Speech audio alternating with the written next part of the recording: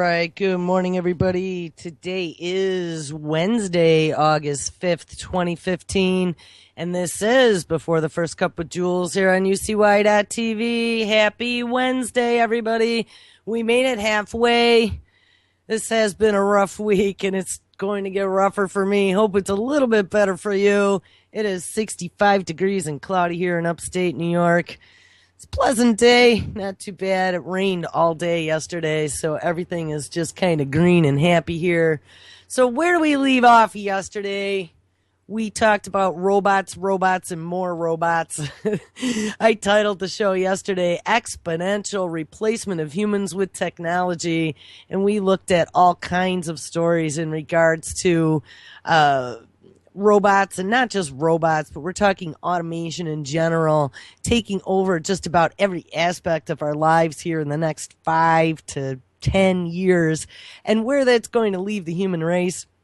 They say it's going to take the majority of the jobs. I've seen all kinds of different numbers, anywhere from 50 to 80% by like 2020. They have a full factory now running in China, 90% robotics with just a few managers managing the whole thing. And my biggest question is, where is that going to leave us unemployed, uneducated, because we know how paltry the educational system has become in regards to critical thinking or teaching our kids the skills to survive in the world. I mean, they teach them things and teach them ways to do things with Common Core that's just like half-baked mentally. We also learn that now, with the use of our electronic devices, the human attention span has become 8 seconds or less, which is less than a goldfish. So where does that leave the future of human 1.0? Well, don't worry about it, because we have the transhumanists out there pushing an agenda on how man should merge with machine. We heard Kurzweil 2 days ago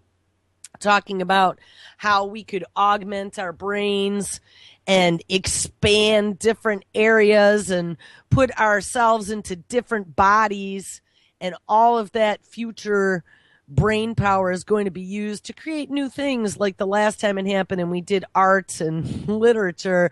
Well, I don't think that that's the way our future is going to quite turn out. We've seen with Big Pharma, and we've done quite a number of shows on this, as well as the coming of precision medicine and genomics and all the different crazy mad science that they're working on right now, that even today as human 1.0, we have all become the R&D line item budget for these large multi-billion-dollar multinational corporations.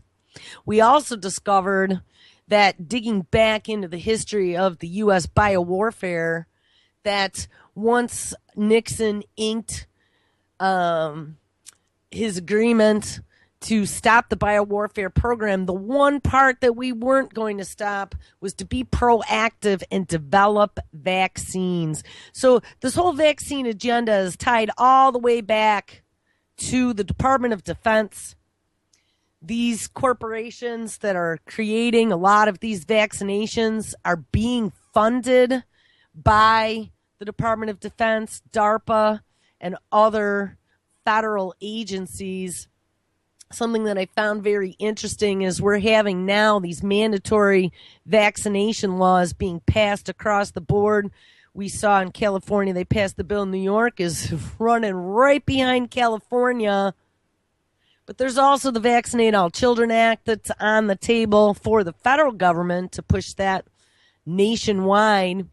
A couple of the things I wanted to look at here is the CDC.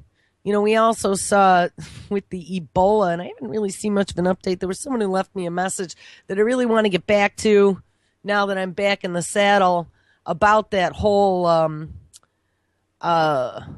was it Ebola? Anthrax that was spread all over the country, all over the world, to all kinds of institutions. We didn't know all these years that by irradiating it, we didn't kill all the spores, but don't worry about it, because Ebola was one of the big things, I keep calling it Ebola. Anthrax is one of the big things that we were worried about to be used as a bioterror agent, and now it is spread everywhere. Don't worry about that. And it wasn't just the DOD that did it. The year before, the CDC had done the exact same thing and had a whole internal investigation. And nobody prevented the DOD from doing the exact same thing. So makes you feel great. You also find out that many of the FDA studies are fraudulent. Many of the studies that have been published in scientific journals that maybe at a later point were found to be fraudulent or have issues were never redacted by the FDA. That same FDA that's fast-tracking vaccinations and drugs through the review process to make certain that if there's an emergency, you can keep you and your family safe. Well, you know, I saw a video clip the other day, and a bunch of you had posted it. I watched it a few times now, and I'm just in awe. If you guys remember a few years back when we had the quote-unquote swine flu outbreak that happened, and it wasn't the first time. This is the second time. We had the first one back in the 70s, I believe. And nobody wanted to get the vaccine. And so they declared a state of emergency. And when they declared that state of emergency, that opened the doors to allowing, because Obama said that we didn't have enough vaccine. It wasn't that people weren't lining up. We just didn't have enough. And that opened the doors to the other vaccines for swine flu that were circulating in Europe that had something called squalene in them that was not approved here in the United States. So we opened the floodgates. We allowed it in. And it was fast-tracked. And they got to inject that stuff into all of the willing sheep that wanted to be another experiment. But here's what people tended to forget, that when that swine flu vaccine came out in the 70s, there were some major, major problems with that vaccination that caused all kinds of neurological disorders. I wanted to see here. I thought I had something up that actually talked about the neurological disorders.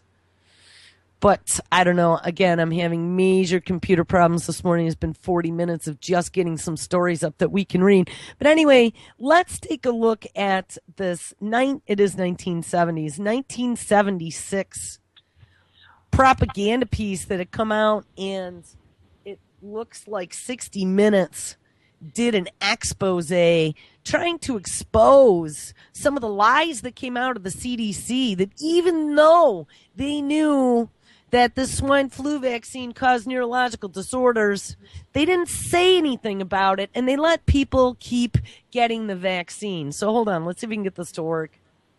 What would be your feeling? They should have told us. Did anyone ever come to you and say, you know something, fellas? There's the possibility of neurological damage if you get into a mass immunization program? No. No one ever did? No. Do you know Michael Hatwick? Yes. Dr. Michael Hatwick directed the surveillance team for the swine flu program at the CDC. His job was to find out what possible complications could arise from taking the shot and to report his findings to those in charge. Did you know ahead of time, Dr. Hatwick, that there had been case reports of neurological disorders, neurological illness, apparently associated with the injection of influenza vaccine? Absolutely. You did? Yes. How'd you know that? By review of the literature. So you told your superiors, the man in charge of the swine flu immunization program, about the possibility of neurological disorders? Absolutely. What would you say if I told you that your superiors say that you never told them about the possibility of neurological complications? That's nonsense. I can't believe that they would say that they did not know that there were neurological illnesses associated with influenza vaccination. That's simple. Ding, ding. I can't believe that they would not say, but of course they would not say. This is what gets me, is like these pro-vaccine people that are just believing all this bullshit that's put out in the media, that, you know, we can't trust anything that's put out not only in the media, but we can't trust anything that's put out in these journals. And people so easily forget back to 1976, it came out that the government absolutely lied to you. They had to pay out millions at that time. Back in the 70s, it was a lot of money in settlements for people who were permanently and forever injured by this vaccine because of their lack of warning to the people. Simply is not true. We did know that. I've said that Dr. Hatwick had never told me of his feelings on this subject. Then he's lying. I guess you would have to make that assumption. Then why does this report from your own agency, dated July 1976, list neurological complications as a possibility? I think the consensus of the scientific community was that the evidence relating neurologic disorders to influenza immunization was such that they did not feel that this association was a real one. You didn't feel it was necessary to tell the people that information? I think that over the years we have tried to inform the American people as fully as possible. As part of informing Americans about the swine flu threat, Dr. Sensor's CDC also helped create the advertising to get the public to take the shot. Propaganda. This is just unbelievable. History always repeats itself, and the people who don't pay attention to what happened before are the ones that are falling for the lies that now they're spinning up that we're the tinfoil hat wearers. Why would the government ever do anything like that to us, though we've seen hundreds of experiments that are documented where they've experimented on people all along. And remember, when we are useless eaters, which we are becoming very quickly, this is going to happen more and more as they get rid of labeling on all of our foods, so we don't need to know what's in it, if there's GMOs, if there's mad science gone mad, if there's nanotechnology, if it came from some unclean suspect country like Chinese chicken. You don't need to know about that because it's all about the money. Let me read to you from one of your own agency's memos planning the campaign to urge Americans to take the shot. The swine flu vaccine has been taken by many important persons, he wrote. Example, President Ford, Henry Kissinger, Elton John, Muhammad Ali, Mary Tyler Moore, Rudolph Nureyev, Walter Cronkite, Ralph Nader, Edward Kennedy, etc., etc. And of course, if you throw celebrities' names out there, the American public will just jump right on board like little 13-year-old fans, because that's the way we are. Hey, if it's okay for Muhammad Ali, it's okay for me. True? I'm not familiar with that particular piece of paper, but I do know that at least of that group, President Ford did take the vaccination. Did you talk to these people beforehand to find out if they planned to take the shot? I did not know. Did anybody? Now, wasn't President Ford the one who used to trip and fall every time he walked? I think he was. I remember Chevy Chase making jokes about that all the time. Hey, who knows? Maybe it's the swine flu vaccine. Buddy? I do not know. Did you get permission to use their names in your campaign? I do not know. Mary, did you take a swine flu shot? No, I did not. Did you give them By the way, this is Mary Tyler Moore. permission to use your name saying that you had or were going to? Absolutely not. Never did. Did you ask your own doctor about taking the swine flu shot? Yes, and at the time he thought it might be a good idea. But I resisted it because I was leery of having the symptoms that sometimes go with that kind of inoculation. So you didn't? No, I didn't. Have you spoken to your doctor since? Yes. And? He's delighted that I didn't take that shot. You're in charge. So Mary Tyler Moore got totally used by the government to sell their poisonous vaccine. How insane is that? She should have sued them. Somebody's in charge. This is your advertising strategy that I have a copy of here. Who's it signed by? This one is unsigned. But you'll acknowledge that it was your baby, so to speak. It could have been from the Department of Health, Education, and Welfare. It could be from CDC. I don't know. I'll be happy to take responsibility for it. It's been 3 years now since you fell ill with GBS, right? Right. And that's Guillain-Barré syndrome, GBS. That is that neurological disorder that they blamed on this vaccination. Has the federal government, in your estimation, played fair with you about your claim? No, I don't think so. It seems to be dragging on and on and on. And really, no end in sight that I can see at this point. With respect to the cases of Guillain-Barré, allegedly... Former Secretary of HEW Joseph Califano, too, was disturbed that there was no end in sight. So a year and a half ago, he promised that Uncle Sam would cut the bureaucratic red tape for victims suffering from GBS and would pay up quickly. We shouldn't hold them to an impossible or too difficult standard of proving that they were hurt. Even if we pay a few people a few $1,000s that might not have deserved it, I think justice requires that we promptly pay those people who do deserve it. And if you remember the interview that April and Burstein from Truth or Talk did with the woman who used to work in the pharmaceutical industry, she wrote a book called Confessions of an RX Drug Pusher. One of the things that she said in that book and in that interview is that it is cheaper for the pharmaceutical companies to pay out a few dollars to injuries than it is for them to put the money into proper research and development. And just very recently, and while this is playing, I'm going to see if I can find it. There was something that just came out as this brand new initiative that's going to be good for all Americans that will allow drugs to be fast-tracked because it takes too long of a time to put them through the approval process, and Americans are suffering because all these new drugs can't be on the market as quickly as possible. So we're just going to fast-track them all and see what happens. Who's making the decision to be so hard-nosed about settling? Well, I assume the Justice Department is. Griffin Bell before he left? Well, the Justice Department agreed to the statement I made. It was cleared word for word with the lawyers in the Justice Department by my HEW lawyers. And that statement said, in effect...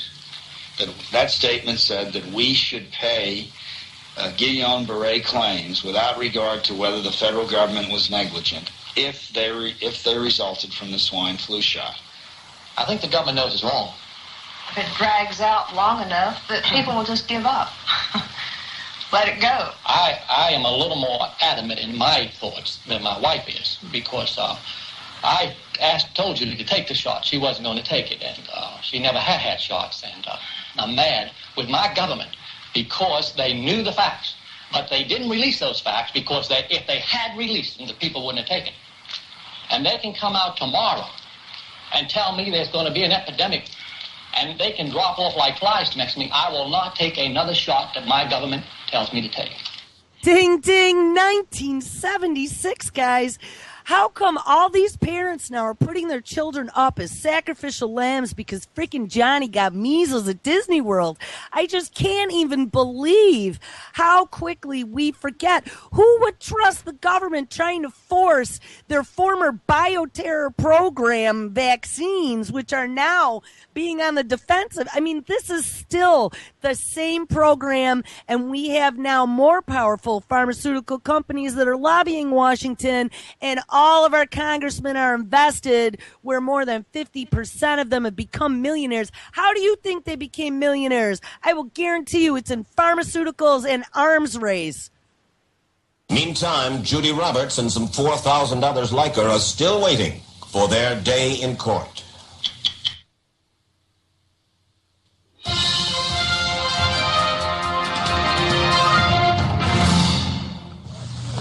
I don't need another flu shot. I had a flu shot last year. A swine flu epidemic may be coming. Swine flu shot? Well, I don't know. I've been thinking about it. It could make you very sick. Swine flu? Man, I'm too fast to let it catch me. You'll want to be protected. I'm the healthiest 55-year-old you ever seen. Hey, I play golf every weekend. Get a shot of protection. The swine flu shot. Joe brought it home from the office. He gave it to Betty and one of his kids and to Betty's mother. But Betty's mother went back to California the next day. On her way to the airport, she gave it to a cab driver, a ticket agent, and one of the charming stewardesses. At school, Joe's kid gave it to some other kids, and Mrs. Merrill got it and gave it to her husband. In California, Betty's mother gave it to her best friend, Dottie. But Dottie had a heart condition and she died. But before she died, Dottie gave it to her girlfriend, the mailman, the paper boy, and the vet when she went to pick up her chihuahua. If a swine flu epidemic comes, this is how it could spread. You'll want to be protected, especially if you're elderly or chronically ill. Get a shot of protection, the swine flu shot. You know, and it's just unbelievable because while this was going on, the government knew 100% per that 60 Minutes interview that it caused neurological disorders, but they didn't care because, hey, the number was low and they were getting some free testing done. And how were you going to prove it? And had these exposés not necessarily come out, it wouldn't have been in the public eye. The propaganda jacked up and they pushed it across the board. Now, if you remember back a few years ago, when we had the quote unquote swine flu outbreak again. Here I found the story. This is out of the Daily Mail. Swine flu jab link to killer nerve disease. Leaked letter reveals concerns of neurologists over 25 deaths in America. This was August 2009. I thought it was 2009. A warning that the new swine flu jab is linked to a deadly nerve disease has been sent by the government to senior neurologists in a confidential letter. So this is, again, the swine flu vaccine. They are crying foul and saying that it's causing Guillain-Barrés, or Barrés, as they say it. There's an accent aigu on the end. The letter from the Health Protection Agency, the official body that oversees public health, has been leaked to the Mail on Sunday, leading to demands to know why the information has not been given to the public before the vaccination of millions of people, including children, begins. It tells the neurologists that they must be alert for an increase in a brain disorder called Guillain-Barré syndrome, or GBS for short, which could be triggered by the vaccine. GBS attacks the lining of the nerves, causing paralysis and the inability to breathe, and can be fatal. Wow. I think I'd want to see that on the insert before they start jabbing my kids. The letter sent to about 600 neurologists on July 29th, and this is of 2009, is the first sign that there is a concern at the highest level that the vaccine itself could cause serious complications. It refers to the use of a similar swine flu vaccine in the United States in 1976, when more people died from the vaccination than from swine flu. 500 cases of GBS were detected. The vaccine may have increased the risk of contracting GBS by 8 times. The vaccine was withdrawn after just 10 weeks when the link to GBS became clear, and the U.S. government was forced to pay out millions of dollars to those affected. Concerns have already been raised that the new vaccine has not been sufficiently tested, ding, ding, because they fast-tracked it, said it was a state of emergency, opened the doors, and I'm telling you, the one that came out of Europe, because they said we didn't have enough vaccine, had squalene in it. And where do we see squalene before? Squalene was used in the anthrax vaccine that was given to the Gulf War vets in the first Iraq war. Many of my friends received it. Now we have all kinds of immune system and reproductive issues. Back to the story. It is being developed by pharmaceutical companies and will be given to about 13 million people during the first wave of immunization. Top priority will be given to everyone aged 6 months to 65 with an underlying health problem. Yeah, including pregnant women and health professionals. Well, those should be the people that get it, right? The ones with weakened immune systems. The British Neurological Surveillance Unit, or BNSU for short, part of the British Association of Neurologists, has been asked to monitor closely any cases of GBS as the vaccine is rolled out. One senior neurologist said last night, quote, "I would not have the swine flu jab because of the GBS risk." There are concerns that there could be a repeat of what became known as the 1976 debacle in the U.S., where a swine flu vaccine killed 25 people, more than the virus itself. A mass vaccination was given the go-ahead by President Gerald Ford because scientists believed that the swine flu strain was similar to the one responsible for, ding ding, the 1918 to 1919 pandemic, which killed 500,000 Americans and 20 million people worldwide. Well, of course, they have to put terror and fear into your hearts to force you to get the vaccine. All right, Let's hop over now to a story that I was talking about when they fast-tracked things through the FDA.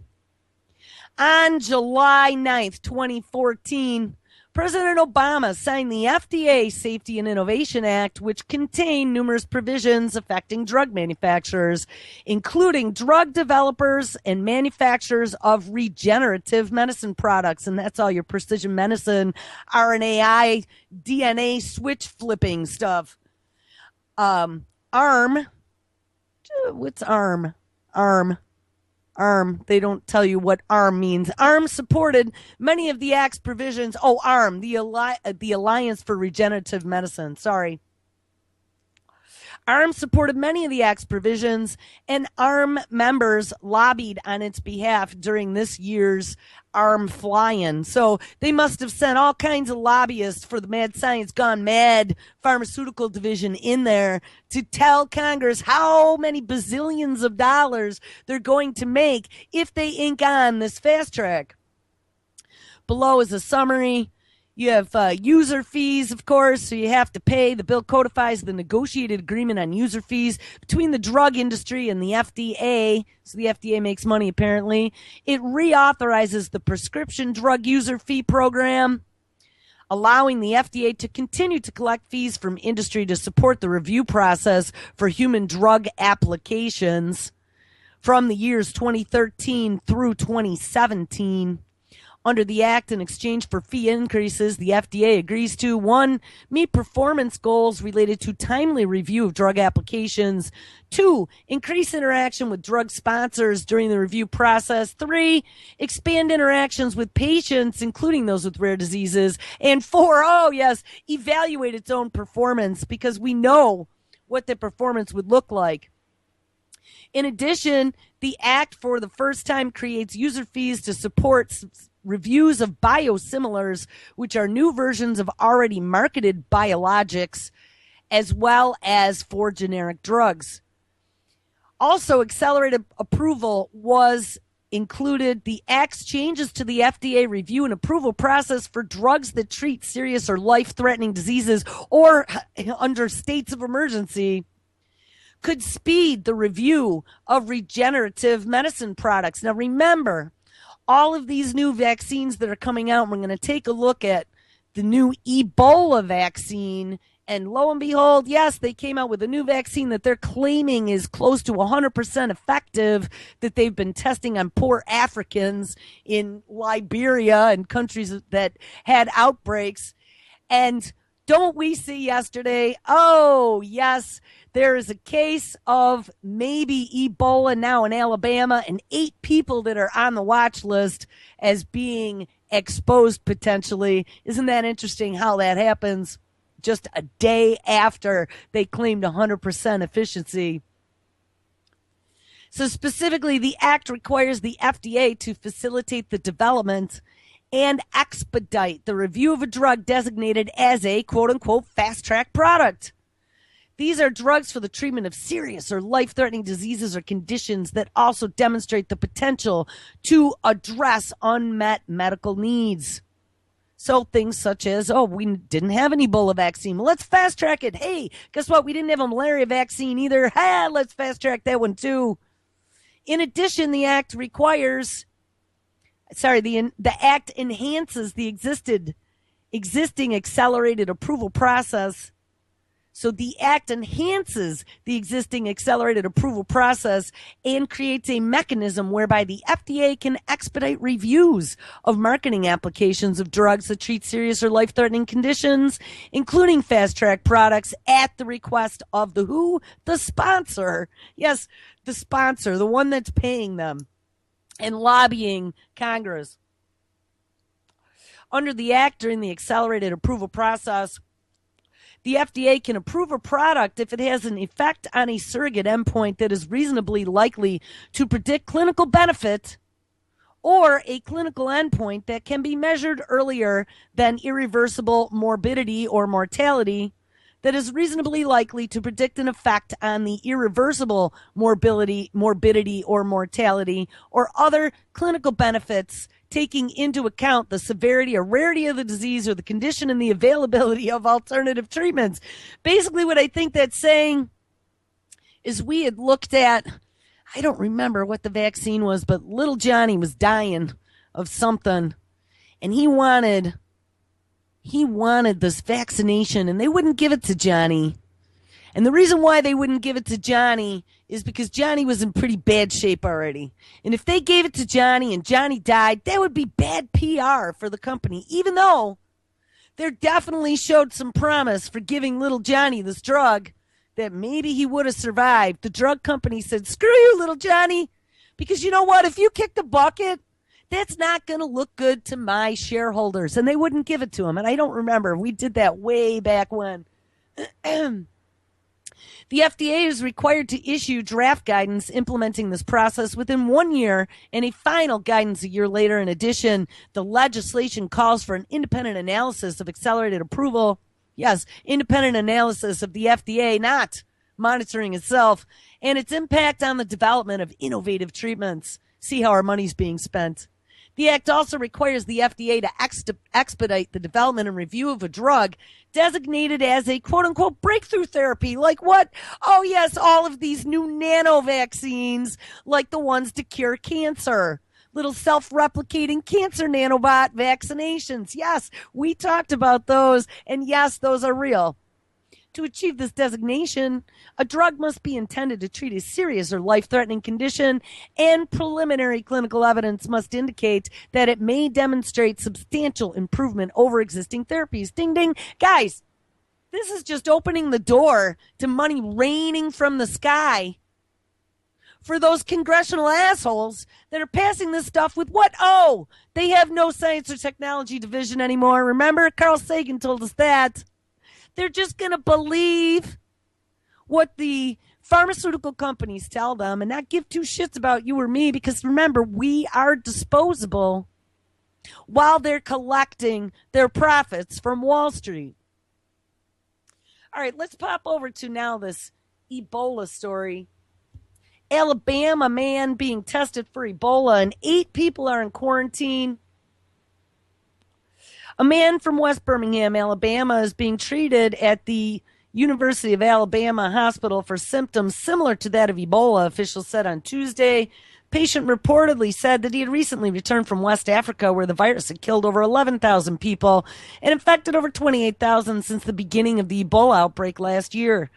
Police officials were posted outside of the patient's home Tuesday to keep the family members isolated, said the local NBC affiliate WVTM 13. The Jefferson County Health Department said the doctors at the hospital were currently conducting tests on the patient to determine whether he was infected with the Ebola virus, and results of the patient's tests are expected by Wednesday. Now, what is very interesting about this is that Ebola became the new propaganda just before this mandatory nationwide fear over unvaccinated children happened, right? Bleeding out of all your orifices is pretty graphic. They didn't even have to make a commercial or use scary noises dong, dong, in the background to scare you into getting your vaccine. They just had to show you bleeding Africans out their mouths and eyes and then tell you that Ebola was in the homeland. Hey, and guess what? We're working on all these new vaccinations that are sitting in phase 2 trials and haven't been tested on humans yet. So step right up and get your new experimental Ebola vaccine. Back to the story. We notified the proper agencies to have this person evaluated, and they are currently under evaluation right now to find out what they have. Khan reported that he had planned to inform the CDC about a possible Ebola case in the city of Birmingham. However, he added that he did not know if any CDC officials will reach the city.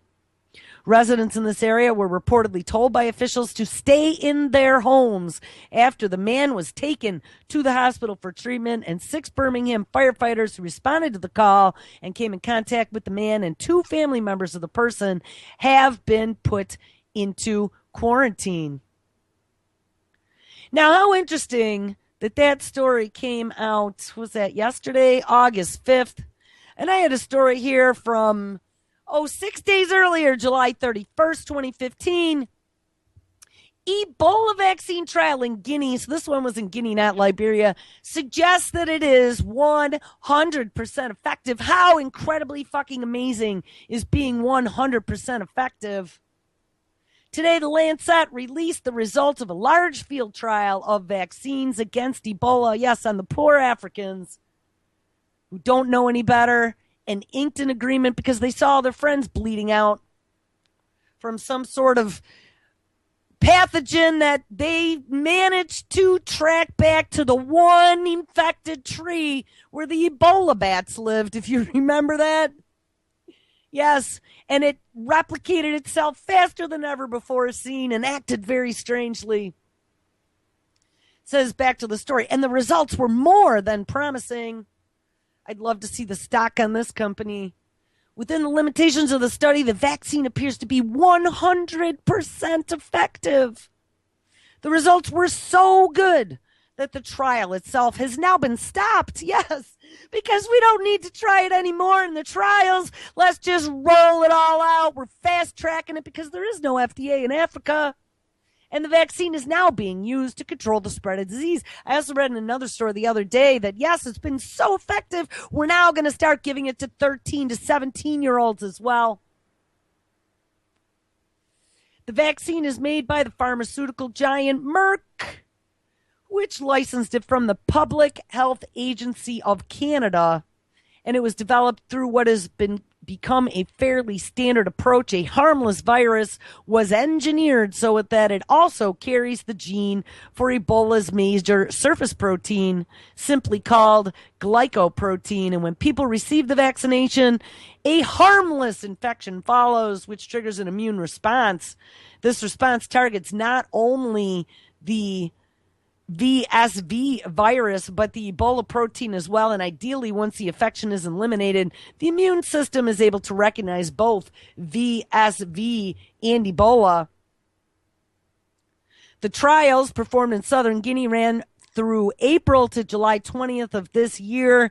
It used what is called the ring design. So once an infected individual was identified, the ring of potentially exposed individuals around them was identified. Wow, it sounds like this is absolutely perfect now for the 5 or 6 days later we have a case. If this guy ends up having Ebola, we have the 8 people he came in contact with already in quarantine to now be the first U.S. cases to test this new vaccination. Now, what's interesting is that we learned a while back that the former head of the CDC, Dr. Julie Gerd-Berding, left the CDC in 2009 and was named president of who? Merck. Yes. Of Merck as the head of vaccinations. Dr. Julie Gerd-Berding, former director of the Center of Disease Control and Prevention, was named Merck's vaccine division president, the company said on Monday. And this was December 21st, 2009. And what's even more interesting is when the swine flu epidemic supposedly started happening, and we tried to roll this vaccine out globally. Guess what year that was? Oh, it was August of 2009. How amazing is that? Gerd-Berding, who led the CDC from 2002 to 2009, stepped down when Barack Obama took office. She had led the agency from one crisis to another, including the investigation into the anthrax attacks in 2001 that killed 5 people, the H5N1 avian flu, the global outbreak of SARS, and various outbreaks of food poisoning. They didn't mention the swine flu. She happened to be in the driver's seat, though, when swine flu at Merck, when swine flu was all the rage. She says, I am very excited to be joining Merck, where I can help expand access to vaccines around the world, she said. Gerdberger will head up the company's $5 billion global vaccine business, including shots to prevent chickenpox, cervical cancer, and pneumonia. And as a matter of fact, speaking about chickenpox, the other day I saw an entire emergency room in Kentucky got shut down where they were rerouting all patients to other hospitals. They wouldn't say why, but they did say that they had alerted the appropriate agencies. And then we find out that supposedly they shut down an entire emergency room because now they found out it was chickenpox. That's just messed up. And people in the comments on that story are like, oh, well, chickenpox are so dangerous. Pregnant women can get them. And oh my God, chickenpox. That's just like the same measles argument. Who didn't freaking have chickenpox when they were a kid? And yes, you could get ancillary infections, maybe encephalitis from measles, most certainly. I don't know if you can get encephalitis, but you could get shingles from chickenpox, which is a neurological, very painful neurological disorder. But it's not necessarily going to kill you. Well, following on the heels of all this fear, we now have these rabid pro-vaccine assholes out there who are going to force it down everyone's throat. California's H.R. 1599, I think it was called, passed, where they eliminated both philosophical and religious exemptions. And now in New York, they are pushing for that exact same intervention. They want to eliminate all exemptions. Well, check this out. While this bill to eliminate exemptions is pushing through Congress, or whatever you want to call it, Senate, the committees in New York, good old Robert F. Kennedy Jr. steps up to the plate and has something to say.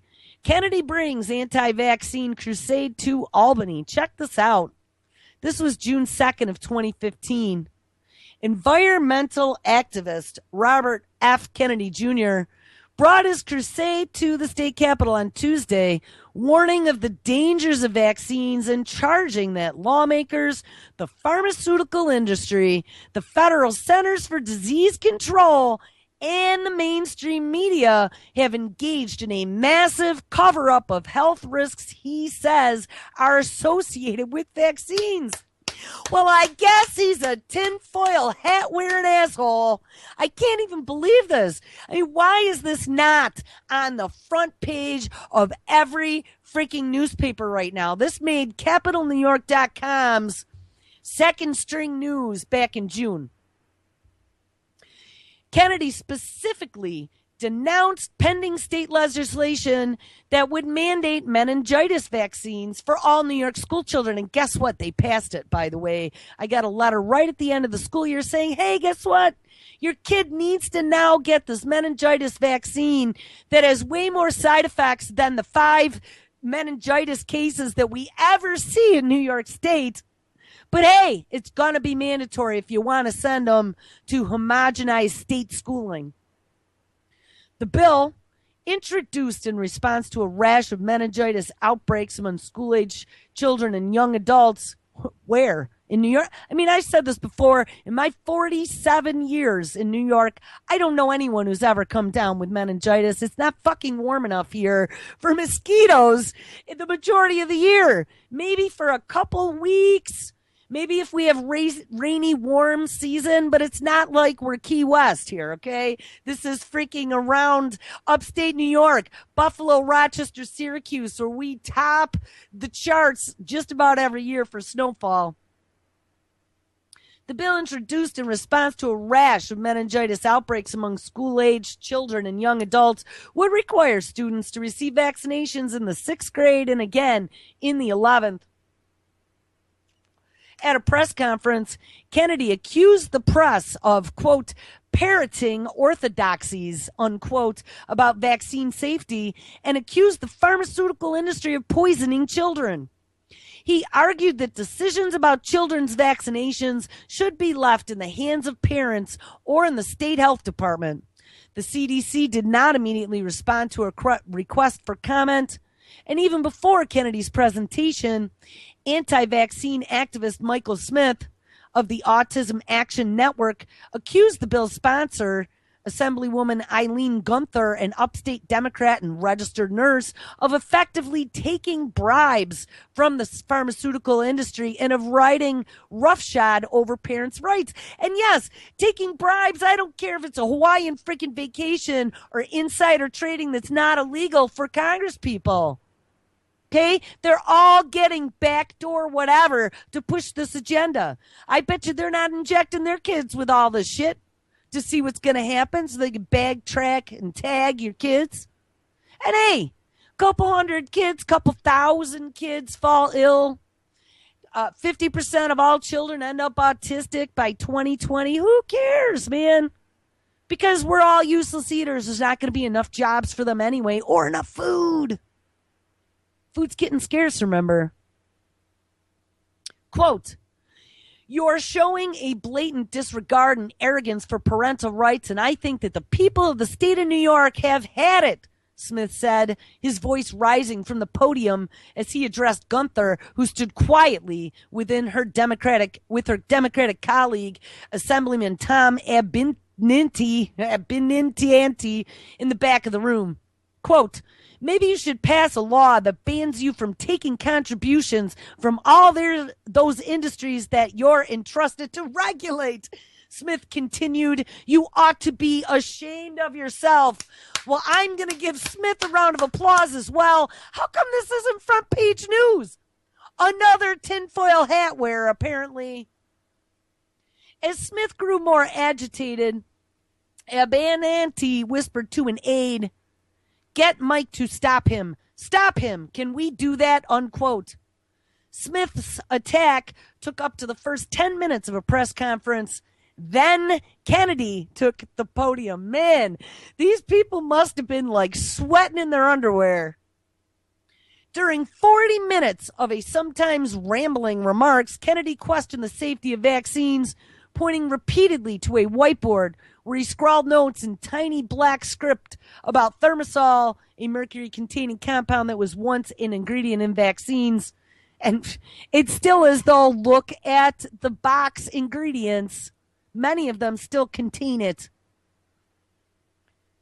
Quote, he says, "I have said I will give $10,000 to anybody who can show me a single study that shows that thimerosal is safe," he said. The CDC, the American Academy of Pediatrics, and the Institute of Medicine have said repeatedly that there is no evidence to support a link between thimerosal and brain conditions, including autism. But in response to possible causes about concerns about its safety, the Federal Food and Drug Administration has said, quote, "Thimerosal has been removed or reduced to trace amounts in all vaccines routinely recommended for children 6 years of age and younger, with the exception of inactivated influenza vaccine." Kennedy has been on a multi-state tour this year to raise his concerns about vaccines and what he claims are their potential harm to children. Arthur Kaplan, the director of the Division on the Medical Ethics at NYU Langone Medical Center, said that Kennedy is, quote, "peddling 1990 science in 2015, unquote." Well, there you go. The amount of evidence to show the safety of vaccines in terms of autism and other problems is overwhelming, says Kaplan. It is really sad to see him using his celebrity to continue to peddle. Yes, they call it junk science. But wait, the FDA allowing fraudulent studies to be published upside down and sideways is junk science to me. How come there is no combing of these studies to make certain that they are 100% correct and lies aren't being published and then pointed to as truth? Anyway, back to this quote. And here we go. Here they use the propaganda, like I said. This Kaplan at NYU says it is really sad to see him using his celebrity to peddle, continuing to peddle junk science to put people at risk of real diseases like what? Measles, ding ding, or he says, God forbid, Ebola or meningitis where people actually die. Ding, ding, ding, ding, ding. Yes, measles, Ebola, or meningitis are the new propaganda buzzwords. Step right up. He took only a few questions from reporters before the press conference came to an abrupt end because another lobbying group had booked the room. Gunther had already left. Abanti, whose son has autism and who has previously sponsored legislation giving parents a greater ability to opt out of vaccines. Oh, so what a turnaround he made. I'm sure they paid him handsomely. Described Kennedy's presentation as quote-unquote interesting. And then Abanti says, quote, after hearing what he had to say, it is doubtful that I will be supporting the bill. So think about that one for a few minutes. Now let's get back to this Ebola vaccine that they're now saying is 100% effective. I did a little research into it. It is the VSV-EBOV vaccine. The vesicular somatitis virus Ebola virus vaccine, known as VSV-EBOV, is an experimental vaccine for protecting against the Ebola virus disease. It was developed by scientists at the National Microbiology Laboratory in Winnipeg, Canada.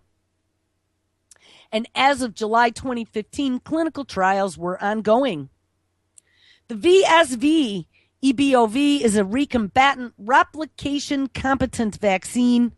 It consists of a vesicular somatitis virus, which has been genetically engineered to express Ebola glycoproteins so as to provoke an immune response against the complete Ebola virus.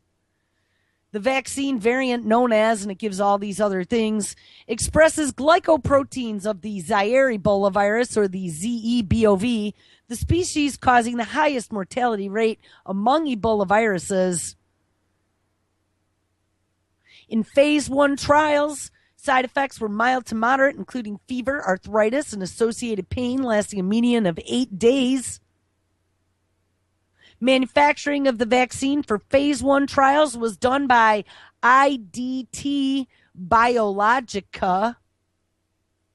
Manufacturing of the vaccine for phase 3 trials was done by Merck, using cells from African green monkeys, which Merck already used to make its RotaTeq vaccine against the rotavirus. The Public Health Agency of Canada originally developed the vaccine and took out associated patents in 2003. From 2005 to 2009, 3 animal trials on the virus were published, all of them funded by the Canadian and who? The U.S. governments. Ding, ding. In 2005, a single intramuscular injection of the EBOV or the MAR vaccine were found to induce completely protective immune responses in non-human primates, including crab-eating macaws or mac monkeys, against corresponding infections. In 2010, FAC licensed the intellectual property on the vaccine to a U.S. small company called Bioprotection Systems, which is a subsidiary of New Link Genetics.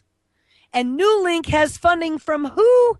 The U.S. Defense Threat Reduction Agency to develop vaccines.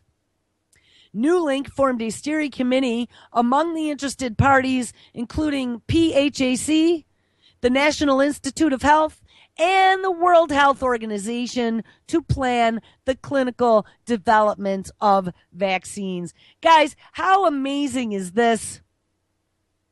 That they are funded by U.S. government divisions and the U.S. Defense Threat Reduction Agency, and in cahoots with the National Institute of Health and the World Health Organization. I will guarantee you that if New Link Genetics is public, that we are going to find some members of Congress well invested in that. It says in October 2014, New Link Genetics began a phase 1 trial of the RVS ZBOV on healthy humans to evaluate the immune response and identify any side effects and determine the appropriate dosage. These took place in Gabon, Kenya, Germany, Switzerland, and the United States. And in March 2015, The phase 2 clinical trial and a phase 3 trial started in Guinea at the same time. Phase 2 trial focused on frontline health workers, while phase 3 trial was a ring vaccination program, and that's the one we just read about. I'm wondering if the phase 2 trial on frontline workers had anything to do with the Ebola military. If you guys remember that we sent over to Guinea, once you're in the military, you cannot refuse the vaccinations, and they make the perfect phase 2 guinea pigs. Well, guys, I can't even believe this, but that was a fast hour. I have much more to say about this. Good on Robert F. Kennedy Jr. I still think that he should be made front page news because that was pretty incredible. And he maybe turned some minds around, at least in New York Congress, but I guess it doesn't matter because they approved the bill for mandatory meningitis vaccination anyway. All right, guys. Well, we are about at the end of the show.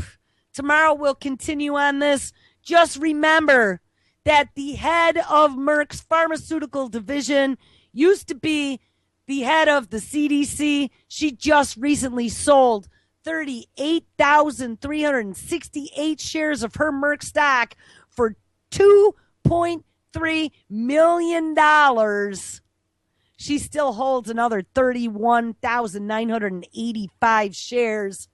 And if Merck and this, what was their name? New Link Genetics stocks go through the roof, she's going to be a bazillionaire. All right, guys, make sure you stick around.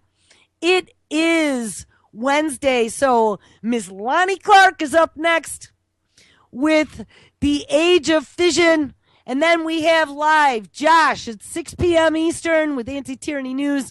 The Boys from New York continue a condition at 8. Truth or Talk this week, 100th episode, live at 9 p.m. Eastern. And Anti-Media Radio with Mr. Nick Burnaby and Davey Schwartz at 11. All right, guys, everyone have an awesome Wednesday, and I will catch up with you tomorrow.